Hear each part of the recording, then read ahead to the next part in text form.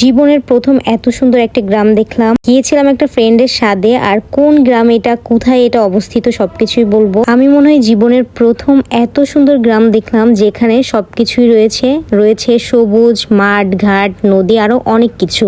Hello everyone, welcome আমার page. আমি মাহিয়া খান নিঝুম, চলে এসেছি নিঝুম খান ফ্যাশন জোন থেকে। সুন্দর সুন্দর ডালা দেখলেই মনে হয় যে আমরা হয়তো বিয়ে বাড়িতে যাচ্ছি। আজকে আমরা একটা ফ্রেন্ডের সাথে যাচ্ছি টাঙ্গাইল, আর টাঙ্গাইল যাওয়ার আগে আমরা এই রেস্টুরেন্ট থেকে নাস্তা করে নিচ্ছি, কারণ আমরা ভোর 6টা বাজে বের হয়েছি বাসা থেকে। টাঙ্গাইল এসেই ফ্রেন্ডের স্বাদের জন্য কিছু মিষ্টি আর দই নিয়ে নিলাম। অনেকে আমাদেরকে এই দোকানটা সাজেস্ট করেছে, মোটামুটি মিষ্টি ভালোই ছিল। এই তো প্রথমেই তার বাসায় এসে অনেক রকমের নাস্তা ছিল, পিঠা থেকে শুরু করে সবকিছু। আর আমরা কিন্তু একদম লাস্ট মোমেন্টে এসেছি। দেখেন কত আপুরা সুন্দরী সুন্দরী, তাই না? সবাইকে নিয়ে এখন বের হয়ে গেলাম এই সুন্দর গ্রামটা দেখার জন্য। জানেন ভাই, আমি অনেক দেখেছি টাঙ্গাইল গ্রামটা অনেক সুন্দর। হ্যাঁ, আজকে গিয়ে আমি একদম প্রমাণ পেলাম যে টাঙ্গাইল গ্রামটা আসলে অনেক বেশি সুন্দর। আমি আর তিথি এই ড্রেসটা নিয়েছি টাঙ্গাইল থেকে। আর হ্যাঁ, ড্রেসটা কিন্তু আমাকে গিফট করেছে তিথি নিজে, আর অনেক বেশি ভালো লেগেছিল। আজকের দিনের সাথে একদম ড্রেসটা ম্যাচিং হয়েছে, খুব ভালো লাগছিল আমাদের দুইজনকে। এই বাড়িটা দেখে আমি তিথিকে বলি, চলো এই বাড়ি থেকে একটু ভিডিও করি। এই বাড়ির মালিকরা নাকি দেশের বাইরে থাকে। ভাইরে ভাই, ভাবেন যে এত সুন্দর বাড়ি রেখে কিভাবে তারা দেশের বাইরে থাকে। এই বাড়ির মালিক একজন সনাতন ধর্ম, আর তার মাঠেই কিন্তু অনেক বড় করে গ্রামের পূজা হয়। দেখতেই পাচ্ছেন পূজার মণ্ডপ বানিয়েছে। এরপরে একটু আমরা টাঙ্গাইল গ্রামের রাস্তাগুলা দিয়ে হাঁটাহাঁটি করছি, আর এত সুন্দর, খালি চোখে না দেখলে আপনারা বুঝবেনই না। আর এখানে একটা নতুন জিনিস দেখলাম যে তারা তাদের নিজেদের বাড়ির পাশে এভাবে করে সুন্দর করে ক্লিন করছে। এই টমটমেও আমার প্রথমবার চড়া, আর সেজন্যই তো একটু ভাবসাব নিয়ে রেখে দিলাম ক্লিপটা। আমাকে এখানে কিছু একটা বলতেছিল তুমি আসতে চাচ্ছিলে না, আজকে তোমার কেমন লাগলো বলো। আমি তো ওকে বিগ একটা থ্যাঙ্কস দিয়েছি আমাকে এত সুন্দর একটা জায়গায় আনার জন্য। আমি নিজেও কিন্তু লাইফের ফার্স্ট টাইম এরকম গাড়িতে উঠি। আমাদের ওইদিকে ভ্যান অটো আছে, বাট এই টাইপের কোনো গাড়ি নাই। এইদিকে রাস্তাঘাট সবকিছু অনেক বেশি সুন্দর আর অনেক বেশি সবুজ। লাইফের বেস্ট একটা পার্ট এইটার যে আমার কি ভালো লেগেছে যখন ভিডিওটা দেখলাম। আমার মনে হচ্ছিল একদম আমি গ্রামের মেয়ে, আর এই ছাগল গরু সবকিছু আমার নিজের। এত সুন্দর আর প্রশিক্ষণ করা, তারা কোনোভাবে একটু গুতা দিচ্ছে না, লাথি দিচ্ছে না, দৌড়ানি দিচ্ছে না, মানে কিছুই না। একদম পুরো পারফেক্ট ভাবে তারা তাদের বাড়িতে চলে যাচ্ছে।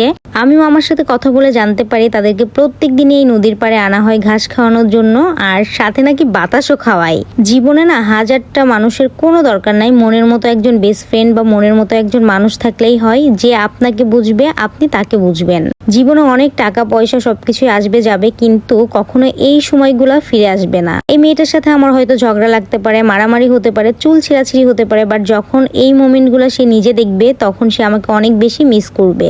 এখানে একটু টিকটক বানাচ্ছিলাম। কেউ আবার বললেন না আমি টিকটক সেলিব্রিটি, কারণ আমার টিকটক আইডি অলরেডি নষ্ট হয়ে গিয়েছে। অনেকগুলো ফেক আইডি খোলা হয়েছে, ব্যাপার না। আমার রিয়েল আইডিও আমি আপনাদেরকে একদিন দিয়ে দিব যদি কখনো টিকটক ইউজ করি। আমাদের নিজেদের বাড়ির সামনেও নদী, বাট এই নদীটা আমার বেশি ভালো লেগেছে। এত সুন্দর নদীটা, মানে অদ্ভুত অদ্ভুত। আর ওয়েদার দেখেন কত বেশি সুন্দর। আজকে মনে হয় আমরা গিয়েছিলাম এই জন্য ওয়েদারটা বেশি সুন্দর, তাই না? আর আমাদের দুইজনকে জাস্ট অ্যামেজিং লাগছে এই ওয়েদারে। বেলায় আমরা অনেক ধরনের খেলা খেলতাম। আমার নাম মিতা, চুলে পরি ফিতা, কানে পরি দিল, গোলাপ ফুল, এরকম কিছু একটা হয়তো বা। আর তখনই একটা বাচ্চা সাইকেল নিয়ে আসে। আমি অনেকদিন পরে এখানে সাইকেলিং করি। আমি বলতেছিলাম এত মানুষের ভিতর যদি আমি পড়ে যাই তাহলে তো আমার একদম মান সম্মান শেষ। আমি এই ভিডিওটা অনেক মিস করবো, এই জন্য বারবার আমি আমার পেজে আপলোড করে রাখছি। আর এই ভিডিওটা কেমন হয়েছে জানাবেন তো। আপনাদের গ্রামের নামও কিন্তু কমেন্টে বলতে পারেন। আমার গ্রামের নাম মাগুরা মোহাম্মদপুর বসু ধুলজুরি গ্রাম।